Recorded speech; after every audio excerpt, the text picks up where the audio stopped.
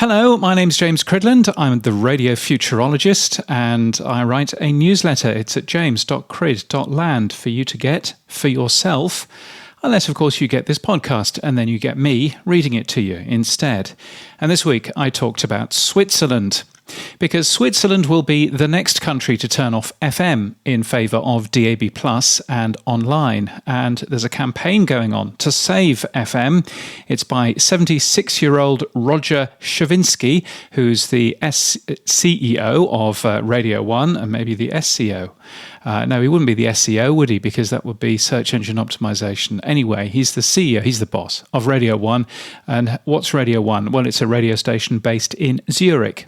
Radio 1's also on DAB+ in Switzerland. It highlights DAB+ first on its website, FM underneath. And hardly surprising, because it has a considerably larger transmitter area on DAB+ than it does on FM. Commercial stations are off FM in January 2023 in Switzerland. Public radio is going early in August 2022. So if you ask me, this is a gift to commercial radio, which stands to gain from public radio switching early.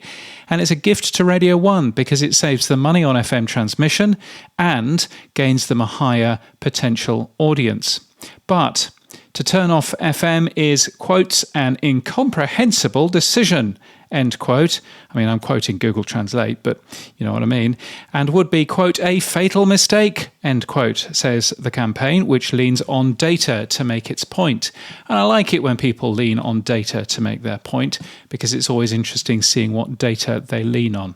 For example, the campaign claims almost a third of Swiss people use FM, which is lovely, but it's an unsourced stat that comes from, well, nowhere I can find.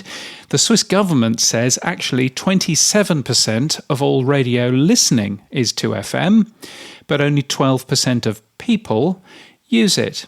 And I wonder whether this is confusion between reach and hours. Listening, 27%, is that almost a third? I kind of guess so, maybe.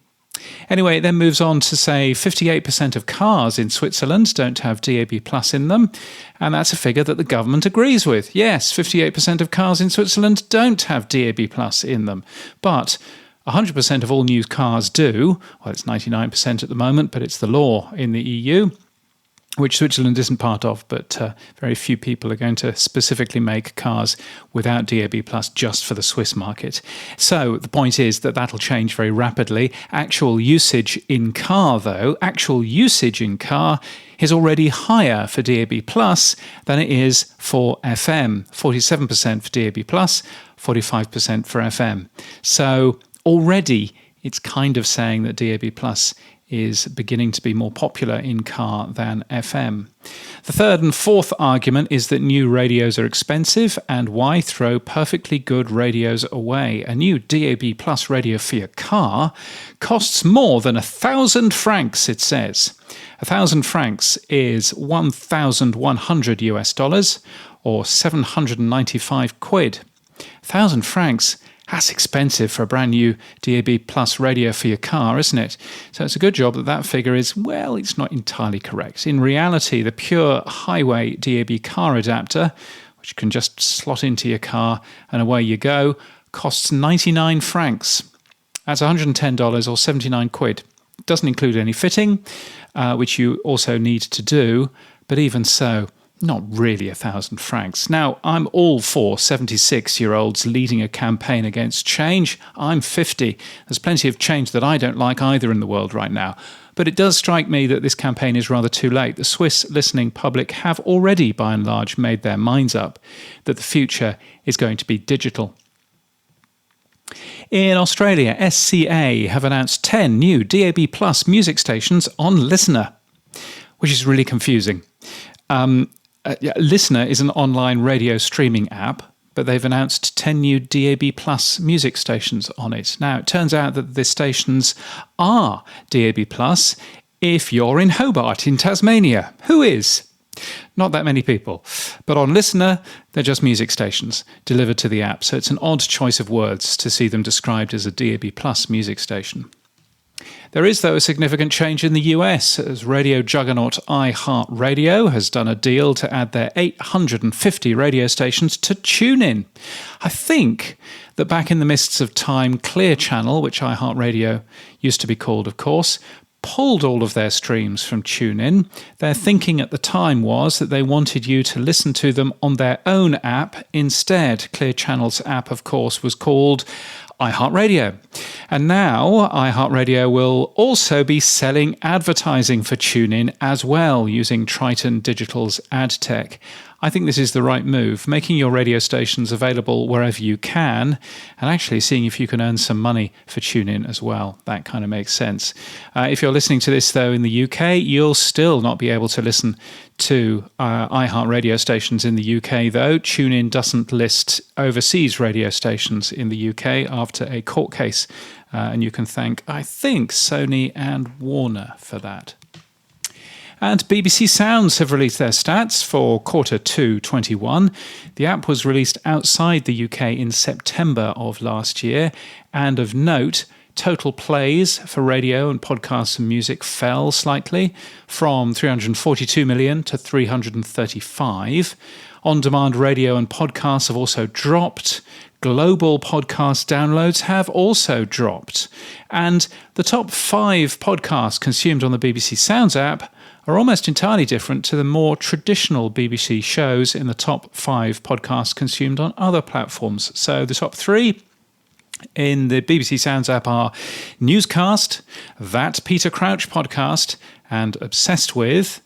Whereas on other platforms like Apple Podcasts and, I was going to say Google Podcasts, but they're not on there.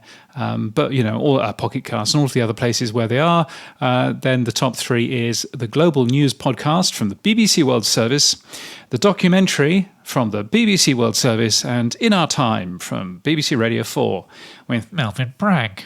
So there you go. That's interesting, isn't it? I wonder why BBC Sounds has seen a slight drop. I wonder whether it's as easy as saying that there are fewer days in quarter 2 21 or fewer weekdays. Don't know, but worthwhile having a look at. In any case, you'll find that linked in the show notes here. And that goes for all of the other stories that I've mentioned today. Thank you to James Masterton and to Hauser Dictionary, Richard Hilton and Brunn Audio Consulting for your ongoing support of this newsletter and podcast. I'm very grateful to you. If you would like to join them, then please do buymeacoffee.com/James Cridland. You can become a member to give regularly, or you can just give a one-off coffee if you'd like me to support me in some other way. Coming up for me, last week I spoke at a couple of things, including the Tech Users Association of New Zealand.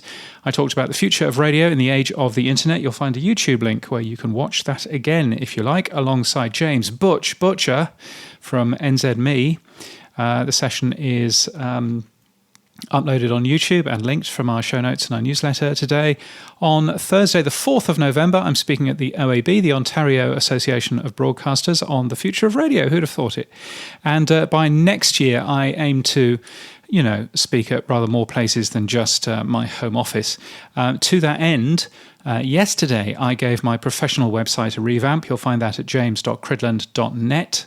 Quite pleased with it. It's a GitHub Pages website, so entirely static and doesn't do anything particularly clever. But anyway, please do send that to any conference organisers if you know of any. And that's it. I hope you enjoyed it. I'll be back again next week with more thoughts about the future of radio. How do I sign off? Oh yes, I say keep listening.